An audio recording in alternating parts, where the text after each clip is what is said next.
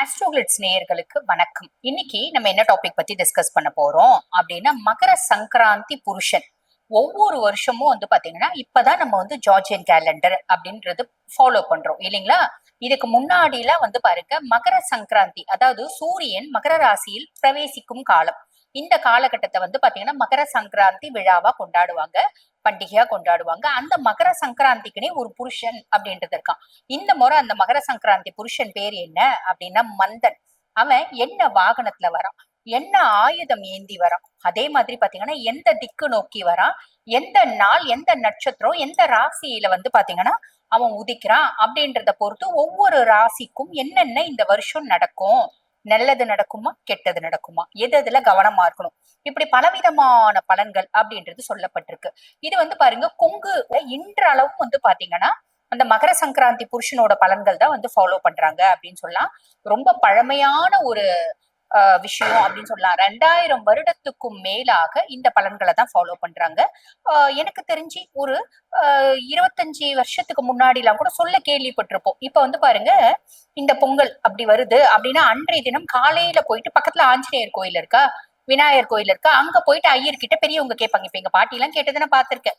என்னங்க, இந்த முறை மகர சங்கராந்தி புருஷன் என்ன ஒரு ரூபத்துல வரா, என்ன வாகனம் ஏந்தி வரா, இந்த மாதிரி. இப்ப என் குழந்தை பாத்தீங்கன்னா பேத்தி ரிஷபராசி, ரிஷபராசிக்கு எப்படி இருக்கு, ஏன் இன்னொரு பேத்தி மேஷராசி, மேஷராசிக்கு எப்படி இருக்கு, இப்படி எல்லாம் பலன் கேட்டு வருவாங்க. நீங்களும் அதை கேட்டிருப்பீங்க, கேள்விப்பட்டிருப்பீங்க. கேள்விப்படாதவங்க தெரிஞ்சுக்கோங்க. ரொம்ப ஒரு பழமையான பலன்களை அறியக்கூடிய ஒரு விஷயம் இது அப்படின்னு சொல்லலாம். ஆக உங்க ராசிக்கு இந்த காலகட்டம், அதாவது இந்த வருஷத்துக்கு மகர சங்கராந்தி புருஷன் என்னென்ன மாதிரி பலன்கள் கொடுக்க போறான், என்னென்ன மாதிரி பலன்கள் சொல்றா அப்படின்றத சட்டுன்னு பாத்துடலாம் வாங்க. மீன ராசி அன்பர்கள், உங்களுக்கு மகர சங்கராந்தி புருஷன் சொல்லக்கூடிய பலன்கள் என்ன அப்படின்னா, ஆசைகள் நிறைவேறும். நியாயமான ஆசைகள், நேர்மையான ஆசைகள். பொதுவா மீனம் நேர்மையா ஆசைப்படக்கூடியவங்க தான். அப்படி நேர்மையான ஆசைகள் உங்களுக்கு என்னென்னலாம் இருக்கும், எனக்கு பல ஆயிரம் ஆசை இருக்குங்க, அதுல ஒரு ஒரு ஒரு சில ஆசைகள், கடைசி ஒரு 10-20 ஆசையாவது நிறைவேறும் அப்படின்றது நிதர்சன உண்மை. இதுதான் இவர் சொல்றார். அதே மாதிரி நண்பர்கள் மூலம் லாபம் அப்படிங்கிறாரு. ஃப்ரெண்ட்ஸ் இருக்காங்க அப்படின்னா அந்த ஃப்ரெண்ட்ஸ் உங்களுக்கு சப்போர்ட்டிவா இருப்பாங்க. அந்த ஃப்ரெண்ட்ஸ் மூலியம் ஏதோ ஒரு விதத்துல ப்ராஃபிட் அப்படின்றது கிடைக்கும் அப்படிங்கிறாரு. ஆன்மீக வளர்ச்சி அப்படிங்கிறாரு. பொதுவாவே குருனோட ஆதிக்கம் பெற்ற ராசி, சுக்கிரன் உச்சமடையக்கூடிய ராசி, வாழ்க்கை வாழ்வதற்கே அப்படின்னு நினைக்கக்கூடியவங்க. அதே மாதிரி ஆன்மீகம் சார்ந்த தேடலும் இவங்களுக்கு இருக்கதான் செய்யும்.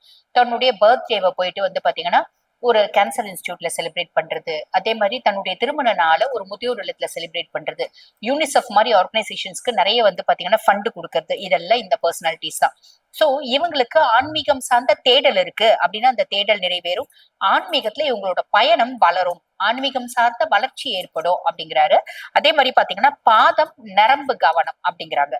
பாதம் சம்பந்தப்பட்ட பிரச்சனைகள் வர்றதுக்கு வழியும் வாய்ப்பும் இருக்கு, நரம்பு சார்ந்த பிரச்சனைகள் வர்றதுக்கு வாய்ப்பு இருக்கு அப்படிங்கிறாரு. இதுல கவனம் அப்படிங்கிறாரு. அதே மாதிரி பாருங்க, மீனராசி அன்பர்களுக்கு இப்ப பாத்தீங்கன்னா ஒரு விட்டேத்தியான ஃபீலிங் வரும். அதாவது மந்த நிலை அப்படின்றது வரும். மனதளவுலயும் உடல் அளவுலயும் மந்த நிலை அப்படின்றது வரும். எக்ஸ்ட்ரீம் இரிட்டபிலிட்டி, எதுக்குடா பிறந்தோம், ஏண்டா வாழறோம், எதிர்நீச்சல் போட்டு போட்டு வாழ்க்கையே சலிச்சு போச்சியா, தண்ணியே காணாம போச்சியா, இப்படின்ற மாதிரி எண்ணம் எல்லாம் வரும். அந்த எண்ணத்தை நம்ம ஓவர்டேக் பண்ணும். இந்த மாதிரி ஒரு சிலருக்கு ஒவ்வொரு நேரம் வர்றது சகஜம் தான். இந்த மாதிரி வரக்கூடாது, நம்ம எப்பயுமே இருக்கிற மாதிரி நம்ம ஓடிட்டே இருக்கணும், சாதிக்கணும் அப்படின்ற எண்ணம் உங்களுக்கு மேல ஓங்குது அப்படின்னா இந்த விட்டேத்தியான ஃபீலிங் அப்படின்றது மறைஞ்சிடும். புரியுதுங்களா? உங்களுக்கு என்னென்னலாம் தேவை நீங்க ஆசைப்பட்டீங்களோ அத்தனையும் அத்தனையும் வாங்குவீங்க. உதாரணத்துக்கு வீடு வாங்கணும்னு ஆசைப்பட்டீங்களா வாங்குவீங்க, கார் வாங்கணும்னு ஆசைப்பட்டீங்களா வாங்குவீங்க, நல்ல ஷாப்பிங் போகணும்னு ஆசைப்பட்டீங்களா போவீங்க. என்னென்னலாம் எனக்கு வேணும்னு ஆசைப்பட்டேன் அத்தனையும் நான் வாங்கினேன். ஆனா வாங்கும் போது கொஞ்சம் கவனம் தேவை. எப்படி அப்படின்னா, நான் 20,000 ரூபாய்க்கு ஷாப்பிங் போலாம், ஷாப்பிங் பண்ணலாம் அப்படின்னு சொல்லிட்டு கார்டு எடுத்துட்டு போனேன். என் கார்டுல 2,00,000 ரூபாய் வரைக்கும் வேல்யூ இருக்கு. 2,00,000 ரூபாய்க்கு ஷாப்பிங் பண்ணிட்டு வந்துட்டேன். பண்றது தப்பு இல்லை, எனக்கு திருப்பி ரீபேமெண்ட் பண்ணக்கூடிய கெப்பாசிட்டி இருக்கு அப்படின்னா கவலைப்பட வேண்டாம். ரீபேமெண்ட் பண்ணும் போது எனக்கு நிறைய ப்ராப்ளம் வரும் அப்படின்னா வாங்கும் போதே, செலவு பண்ணும் போதே யோசிச்சு செலவு பண்ணுங்க. சரிங்களா? அதே மாதிரி பாத்தீங்கன்னா பெரிய லெவல்ல கடன் கொடுக்கவும் வேண்டாம், பெரிய லெவல்ல யார்கிட்டயும் கடன் வாங்கவும் வேண்டாம். அதுல கவனம் அப்படின்றது வச்சுக்கோங்க. ஆரோக்கியத்துல கவனம் அப்படின்றது வச்சுக்கோங்க. ஆல்ரெடி எனக்கு சக்கரை இருக்குங்க, பிபி இருக்குங்க, அது நல்ல கண்ட்ரோல் ஆயிடுச்சுங்க, நான் உணவு முறையிலேயே ஃபாலோ பண்றேன். உணவு முறைகளை கரெக்டா ஃபாலோ பண்ணுங்க, இல்லைன்னா அது ஃபிளேர் அப் ஆகிறதுக்கு வாய்ப்பு உண்டு. டிஃபால்ட்டா மீனத்துக்கு 4 விஷயம் நடக்குங்க. நிறைய பேருக்கு இடம் மாற்றம் அப்படின்றது நடக்கும், தொழில் மாற்றம் அப்படின்றது நடக்கும். ஏதோ ஒரு விதத்துல அவங்களோட கம்ஃபர்ட் அப்படின்றது அதிகமாகும். உதாரணத்துக்கு இவ்வளவு நாள் வரைக்கும் நான் 2 வீலர்ல போயிருந்தேங்க, இப்ப கார் வாங்கிட்டேங்க அப்படின்ற மாதிரி கம்ஃபர்ட் அதிகமாகும். பூர்வீக சொத்து இருக்குங்க, வியாபாரம் பண்ணலாம்னு ஆசைப்படுறேன், வியாபாரம் ஆயிடும். வியாபாரம் பண்ணி கடன் அடைக்கலாம்னு நினைக்கிறேன், தாராளமா அடைச்சிட முடியும். குழந்தை இல்ல, அதுக்காக வைத்தியம் பண்ணிட்டு இருக்கேங்க, நிறைய பேருக்கு குழந்தை பிராப்தம் அப்படின்னு கிடைக்கிறதுக்கான வாய்ப்பு உண்டு. பிள்ளைங்க ரீதியா பெருசா பிரச்சனை இருக்குங்க, அந்த பெருசா இருக்க பிரச்சனை கொஞ்சம் ஓயுங்க, அதுக்கான பிராப்தமும் உண்டு. என்கிட்ட நான் ஒரு சில விஷயத்த தேவையில்லாத விஷயம் நினைச்சேன், அதை மாத்திக்கணும்னு ஆசைப்பட்டேன். நிறைய பேர் இந்த காலகட்டத்துல மாத்திப்பாங்க. என்னன்னா பதப்படுத்திக்கணும், பக்குவப்படுத்திக்கணும், என்கிட்ட இருக்க தேவையில்லாத குணங்களை மாத்தி என்னை இன்னும் பாத்தீங்கன்னா மிருகேத்திக்கணும் அப்படின்லாம் ஆசைப்படுவீங்க, அதெல்லாம் செய்யவும் செய்வீங்க அப்படின்லாம். என்னோட எல்லா விஷயத்துக்கும் என்னோட தந்தையார் முழு சப்போர்ட்டா இருக்காரு. வெளிநாட்டுல போயிட்டு மேற்படிப்பு படிக்கணும்னு ஆசைப்பட்டேன், போறதுக்கான பிராப்தம். இங்க எம்பிபிஎஸ் முடிச்சுட்டேன், எம்டி படிக்கணும், எம்டி சீட் எழுதியிருக்கேன். நான் மீண்டும் எனக்கு கிடைக்கிறதுக்கான வாய்ப்பு ஜாஸ்தி உண்டு. நான் முன்னமே சொன்ன மாதிரி வெளிநாட்டுக்கு போகணும் அப்படின்னாலும் அம்மா வேணான்றாங்க, ஆனா அப்பா ஃபுல்லும் சப்போர்ட் பண்றாரு. ஆன்மீகம் சார்ந்த டூர் போறதுக்கான பிராப்தம் இங்கேருந்து பாருங்க. நான் வெளிநாட்டுல போயிட்டு கடவுள் சுவாமி கும்பிட்டுட்டு வந்தேன். இங்கேருந்து பாத்தீங்கன்னா நான் கைலாசா போயிட்டு வந்தேன். இந்த மாதிரி நிறைய விஷயங்கள். கைலாசானா கைலாசா இல்ல, கைலாஷ், மவுண்ட் கைலாஷ், ஓகேங்களா, ஈசனோட இடம். அந்த மாதிரி கைலாச யாத்திரை போகணும்னு ஆசைப்பட்டு போயிட்டு வந்தேன் அப்படின்ற ஒரு அமைப்பு. அதே மாதிரி என்னோட நிறைய விஷயத்துக்கு பாத்தீங்கன்னா என்னோட ஃப்ரெண்ட்ஸ் சப்போர்ட்டிவா இருக்காங்க. நான் நிறைய விஷயம் செய்யணும் அப்படின் போது என்னோட மூத்த சகோதர சகோதரிகள் எனக்கு பாத்தீங்கன்னா ஊக்குவிக்கிறாங்க அப்படின்ற ஒரு அமைப்பு. நான் ஹார்ட் ஒர்க் பண்ற பெருத்த லாபம் அப்படின்றது கிடைக்குது, பெருத்த லாபம் கிடைக்குது அப்படின் போது நான் எனக்கு என்னென்னலாம் தேவையோ அதெல்லாம் வாங்கிக்கிறேன்.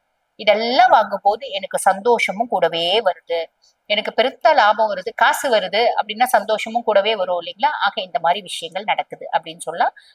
ஒரு எம்பிபிஎஸ் நான் படிக்கணும்னு நான் என்ட்ரன்ஸ் எழுதியிருக்கேங்க, நிறைய பேர் கிடைக்கிறதுக்கான வாய்ப்பு உண்டு. காம்படிட்டிவ் எக்ஸாம்ஸ் எழுதியிருக்கேன், நிறைய பேர் கிடைக்கிறதுக்கான வாய்ப்பு உண்டு. ரொம்ப இள வயசு மீனராசி என்பர்களுக்கு பாத்தீங்கன்னா லவ் வர்றதுக்கான வாய்ப்பு உண்டு. அந்த லவ் ஒரு நல்ல பிள்ளையா வரும், நல்ல பையனா வரும் அப்படின்னு சொல்லலாம். ஆக சின்ன சின்ன விஷயங்கள் நான் சொல்லியிருக்கேன், அந்த சின்ன சின்ன விஷயங்கள்ல கவனமா இருக்கீங்க அப்படின்னா மட்டும் போதுமானது. இந்த வருடம் இனிமையான வருடமா அமையும். வாழ்த்துக்கள். இப்ப நான் சொன்ன பலன்கள் பாத்தீங்கன்னா உங்க ராசிக்கு மகர சங்கராந்தி புருஷன் சொல்லக்கூடிய ஒரு பொதுவான பலன்கள்.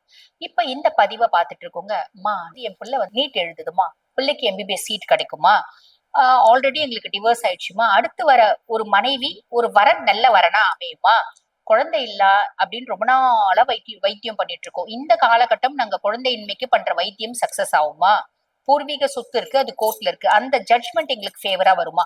இப்படி பல கேள்விகளுக்கு தீர்வு எது அப்படின்னா உங்க சுய ஜாதகம்.